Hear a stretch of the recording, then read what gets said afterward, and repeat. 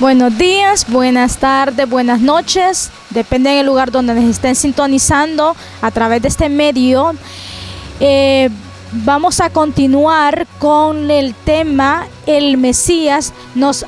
Esta es la parte número 4. Nos ha tomado mucho porque es un tema muy profundo y que el pastor Wilfredo Pérez ha estado explicando muy detalladamente para que nosotros podamos entender bajo este tema el Mesías. ¿Quién es el Mesías? Así que también, ¿verdad? Aprovechando la oportunidad en este momento, quiero darte las gracias a todos aquellos que se han suscrito a nuestro canal de YouTube y, ¿verdad? Compartan este video para que esta palabra pueda llegar a los hogares también y pueda ser de gran edificación, de bendición para la vida de muchas personas. También activen las campanitas de notificación para que puedan recibir, ¿verdad?, en el momento que nosotros subamos nuestros vídeos. Así que busque su Biblia, busque su libreta y aproveche este tiempo para escuchar palabra del Señor. Así que del pastor Wilfredo con el tema El Mesías. Muchas gracias, Dios te bendiga. Quiero darle saludos a todos los que están en sintonía, cada amigo que está en la sintonía, todos los nuevos amigos, los hermanos que también no me conocen, les envío saludos a través de este medio, tu ministerio Maranata, el Señor viene. Bueno, continuamos con el tema El Mesías. ¿Será que realmente Jesús es el Mesías de Israel? ¿O será un falso Mesías, como dicen los judíos ortodoxos? Bueno, ya hemos dado un sinnúmero de evidencias en los 3 capítulos anteriores acerca de Jesucristo, en el cual se cumplen muchas de las profecías en él como el Mesías. Los eventos proféticos que hablan acerca del Mesías, muchos de estos eventos se han cumplido en Jesucristo, de acuerdo a lo que hablamos en el capítulo anterior. Solo dice la Biblia que hay 70 semanas determinadas para el pueblo de Israel para ser restaurado y para poner fin al pecado. Y estamos hablando de 70 semanas de años. Esto implica que cada semana representa 7 años. Y son 70 semanas, que 7 por 70 da un equivalente a 490 años de profecías. Continuamos con lo que estábamos hablando en el vídeo anterior acerca de Jesús, acerca de José y acerca de María, porque se dice de que Jesús no califica para ser el Mesías de Israel por cuanto José no era su padre biológico, de acuerdo a Mateos capítulo 1 verso 18. Y realmente así fue, porque dice el verso 19 y el verso 20 que era producto de Dios, era por obra del Espíritu Santo de Dios. O sea, fue un milagro único acerca de Jesús, acerca del Mesías de Israel. Como íbamos diciendo en el capítulo anterior, una de las razones por las cuales a Jesús no se le califica como Mesías es porque se cree dentro del pueblo judío, sobre todo sobre el pueblo judío ortodoxo, se cree que Jesús es producto de una infidelidad de María con un soldado romano. Por lo tanto, catalogan a Jesucristo como un bastardo bíblico. Así lo dicen ellos. Cristo es un bastardo bíblico porque es producto de una infidelidad. Es hijo de fornicación. Eso es algo tremendo que estos hombres dicen acerca de Jesús. Por cuanto Mateo 1:18 dice que José no era su padre biológico, por lo tanto, no puede ser ni del linaje de David, ni tampoco de la tribu de Judá, porque José no era su papá, sino un incircunciso romano. Esas son las declaraciones que tienen el pueblo judío acerca de Jesús, nuestro Mesías. Pero algo interesante es que ellos no leen el verso 19 y el verso 20 de ese mismo capítulo, donde dice que un ángel del Señor se le aparece a José estando él confundido pensando en todo esto, porque obviamente un hombre pensaría como él, cualquier otro hombre, ¿cómo es esto? ¿Cómo es posible? Si yo no soy el padre, entonces ¿quién será el padre? Entonces, viendo Dios la necesidad y la confusión de José, dice la Biblia que Dios envía un ángel, se le aparece un ángel a José en sueño diciéndole de que no temas en recibir a María, su mujer.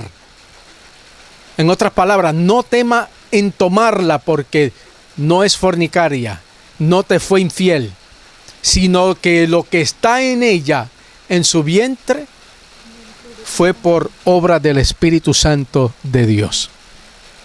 ¿Por qué no leen el verso 19 y el verso 20? Porque no les conviene. Mas, sin embargo, también utilizan otro verso que se encuentra en Juan, donde ellos acusan a Jesús como que Jesús es hijo de fornicación.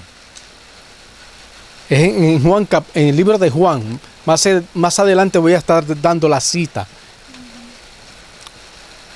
Ellos estaban hablando de que ellos eran hijos de Abraham, mas no somos hijos de fornicación. Es como una burla acerca de Jesús. Porque sí habían judíos que creían que Jesucristo era producto de fornicación, pero la mayoría de los judíos, del pueblo judío, creyeron en él como el Mesías. Los únicos que se mofaban, se burlaban de él, eran los judíos religiosos de aquel tiempo, que no aceptaron al Jesús como el Mesías de Israel. Vamos entonces a ver las buenas nuevas para José, lo que acabamos de dar lectura en el capítulo 1 de Mateo, verso 18, verso 19, inclusive el verso 20, que nos relata ahí que no solamente José acepta a María como su mujer, acepta a María como su esposa legítima. O sea, ahí implica que no la rechazó. El ángel le dice, no temas en tomarla. No temas en tomar a tu mujer, porque lo que está en ella es obra del Espíritu Santo. Sino que también José acepta al niño que estaba en el vientre de María como su propio hijo legítimo. O sea, esto tira por el suelo la declaración y la doctrina de que Jesús era un bastardo. Esto tira por el suelo de que Jesús era el cuerno de José. O sea que José entendió el mensaje que él recibió del ángel del Señor. No temas en tomar a María, tu mujer, ni a su hijo. O sea, la acepta como esposa legítima y acepta a Jesús como su hijo legítimo. O sea, esto implica que José adopta a Jesús como a su propio hijo. Vamos a ver unos pasajes muy interesantes que no solamente José reconoce a Jesús como parte de la familia, sino que también el pueblo que le seguía le reconocía como tal. Eso lo encontramos en Mateo 13, versos 53 al 56. Mateo 13. Vamos a dar lectura. En este pasaje vamos a entender Y vamos a salir de las dudas de que no solo José lo reconoció así como hijo legítimo, sino que el pueblo también le reconoció como hijo legítimo, como parte de la familia. Leamos Mateo capítulo 13, versos 53 al 56. Leemos la palabra del Señor y dice: aconteció que cuando terminó Jesús estas parábolas, se fue de allí y venido a su tierra les enseñaba en la sinagoga de ellos, de tal manera que se maravillaban y decían: ¿de dónde tiene esta sabiduría y estos milagros? ¿No es este el hijo del carpintero? ¿No se llama su madre María y sus hermanos Jacobo, José, Simón y Judas? ¿No están todas sus hermanas con nosotros? ¿De dónde pues tiene todas estas cosas? Amén. Ahí nos damos cuenta, amados hermanos, que no solamente José acepta a Jesucristo como parte de su familia legítima, sino que también el pueblo, porque mire lo que dice aquí, el verso 55, donde acaba de leer mi esposa, dice el 55, ¿no es este el hijo del carpintero? Amén. O sea, ¿no es este el hijo de José? Amén. O sea que no lo reconocían como un bastardo, no lo reconocían como el cuerno de José, lo reconocieron como hijo legítimo de José. O sea que ahí tenemos evidencia de que José sí adoptó, sí aceptó a Jesucristo como hijo legítimo de él. Dice, ¿no es este el hijo del carpintero? ¿No se llama su madre María y sus hermanos Jacobo, José y Simón y Judas? Y el 56 dice, ¿no están todas sus hermanas con nosotros? O sea, Jesús era parte de la familia de María y de José. Ahí tenemos esa otra evidencia. Entonces, ahí nosotros podemos demostrar la manera en la cual Jesús adquirió la descendencia de la tribu de Judá por medio de la adopción. Amén. O sea, por ser hijo adoptivo de José, porque José lo reconoce como hijo legítimo. Y como hijo legítimo tiene el derecho de herencia, de heredar todo lo de su padre. Amén. Legalmente, hasta nuestros días, todo niño, toda criatura que se acepta como hijo o hija legítima, tiene el derecho de recibir todas las herencias de la familia, todos los privilegios, todos los beneficios, así como Cristo también recibe el privilegio, todos los beneficios y toda lo que es la descendencia, heredó la descendencia del linaje de David y de la tribu de Judá a través de José, su padre, porque no se le llamó padrastro, se le llamó padre. Vamos a ver las evidencias más adelante. O sea, Jesús hereda a través de José, a través de la adopción, a través de la adopción. Obviamente José tuvo que haber adoptado a Jesús como hijo legítimo, lo cual le da el derecho de la herencia total. Veamos otras evidencias. Busquemos Lucas capítulo 2, verso 41. En Lucas capítulo 2, tome nota, verso 41 al 48, vamos a ver otra evidencia de que José adopta a Jesús como hijo legítimo. Vamos a leer Lucas 2, del 41 al 48. Amén. Dice el niño Jesús en el templo. Iban sus padres todos los años a Jerusalén en la fiesta de la Pascua. Y cuando tuvo 12 años, subieron a Jerusalén conforme a la costumbre de la fiesta. Al regresar ellos, acabada la fiesta, se quedó el niño Jesús en Jerusalén sin que lo supiesen José y su madre. Y pensando que estaba entre la compañía, anduvieron camino de un día y le buscaban entre los parientes y los conocidos.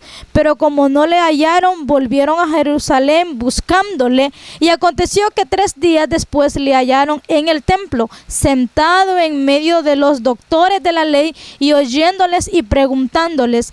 Y todos los que le oían se maravillaban de su inteligencia y de su respuesta.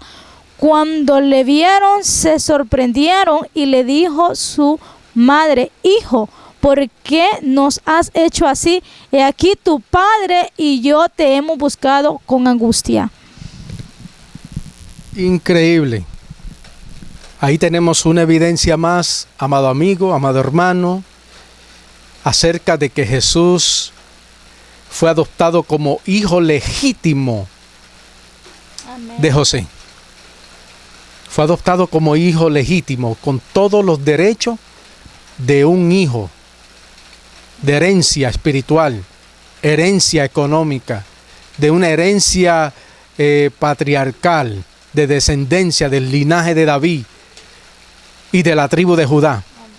Y lo interesante es que no solamente José venía de la línea de David y de la tribu de Judá, sino que también María venía de la misma descendencia. Eso lo podemos ver en Lucas capítulo 3 en adelante. O sea, por ambas partes, aunque la mujer no da tribu, pero fue por la adopción de José.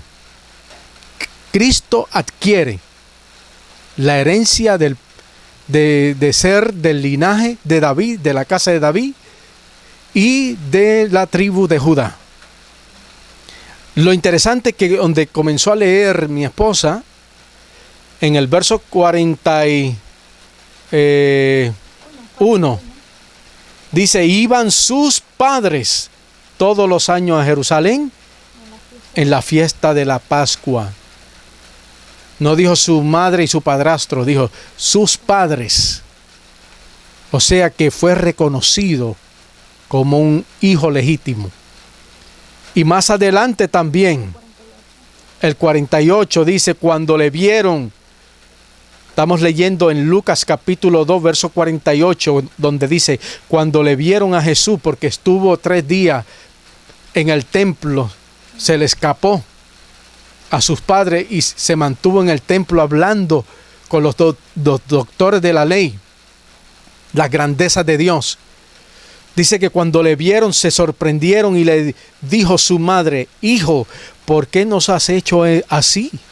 He aquí tu padre y yo te hemos buscado con angustia. O sea, quiere decir que José se angustió, se preocupó como un buen padre lo suele hacer. Esa es otra evidencia de que Jesús no era un bastardo, como dicen los judíos ortodoxos. Esa es otra evidencia de que Jesús no era considerado el cuerno de José. Ahora, una de las evidencias más tremendas acerca de la paternidad de José hacia Jesús se encuentra en ese mismo capítulo de Lucas, capítulo 2, el verso 21. Mire qué tremendo, como dice Lucas 2, verso 21. Lea, por favor. Dice: cumplidos los 8 días para circuncidar al niño, le pusieron por nombre Jesús, el cual le había sido puesto por el ángel antes que fuese concebido. Continúa. Y cuando se cumplieron los días de la purificación de ellos, conforme a la ley de Moisés, le trajeron a Jerusalén para presentarle al Señor. como está escrito en la ley del Señor. Todo varón que abriere la matriz será llamado santo al Señor. Y para ofrecer conforme a lo que se dice en la ley del Señor, un par de tórtolas o 2 palominos. Amén.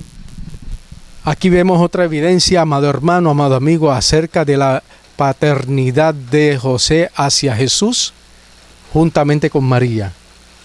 O sea, como buenos padres judíos, llevaron al niño recién nacido a los 8 días de nacimiento hacia el templo para cumplir con la tradición y con la ley de Moisés. Dice que cumplidos los 8 días para circuncidar al niño, le pusieron por nombre Jesús, Yahshua, la salvación de Jehová. O sea que José tomó su paternidad tan en serio con Jesús, que a los 8 días de nacido Jesús lo lleva al templo para ser circuncidado conforme a la ley de Moisés y conforme a los ritos de la ley, para hacer de Jesús un hijo de la ley, no un bastardo. O sea, Cristo no era un bastardo, era un hijo de la ley, con todos los derechos de un judío tradicional. O sea que Jesús cumple a cabalidad los requisitos para ser no solamente un judío genuino, sino que también el Mesías prometido de Israel. La presentación de Jesús es el sello por excelencia, porque todo varón circuncidado en Israel era considerado hijo de la ley. Por eso que a Jesús se le conoció como un rabino, como un rabí. En nuestras traducciones hispanas se le llama maestro, pero en el original se le llamaba rabí. O sea que no era cualquier judío, no era cualquier profeta. Era un rabino, era el Hijo de Dios, era el Mesías prometido de Israel. Y con su muerte y con su resurrección demostró que él era superior a los demás profetas de la ley, porque el sepulcro no lo pudo detener, la muerte no lo pudo detener, sino que resucitó al tercer día. Ahí tenemos la confirmación de que Jesús no era un bastardo bíblico, y mucho menos el cuerno de José, sino que era por obra del Espíritu Santo de Dios, conforme a Mateo capítulo 1 verso 20. Amén. Le fue revelado a José. Por lo tanto, José estaba tranquilo en su mente, en su espíritu, en su conciencia, y cumplió la función de un padre legítimo, y Cristo cumplió la función de un hijo legítimo.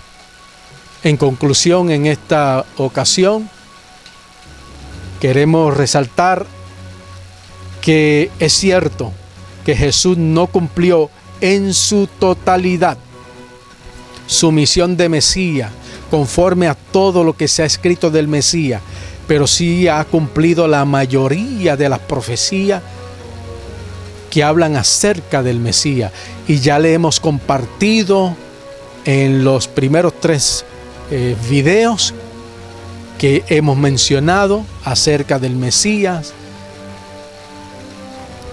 de que Jesús es el Mesías prometido. Ahora, ¿por qué razón Jesús no cumplió a cabalidad? Porque hay una parte que se cumplirá en la semana 70, conforme a Daniel capítulo 9, donde dimos lectura en el verso 26 y en el verso 27. llegará el momento que regresará por segunda vez para restaurar a Israel, para restaurar a la humanidad y para que entremos a vivir por una eternidad en gloria, en un reino milenial, donde Él reinará por 1000 años en Jerusalén. Y ahí se cumplirá en su totalidad el título del Mesías prometido, que será llamado Rey de Reyes y Señor de Señores. Dios me lo bendiga, amados hermanos. Espero que este mensaje haya sido de gran bendición, haya sido de gran edificación para vuestras almas. Y no tengan duda de que Jesucristo es nuestro Salvador, de que Jesucristo es el Hijo de Dios y de que Jesucristo es el Mesías de Israel. Dios me lo bendiga.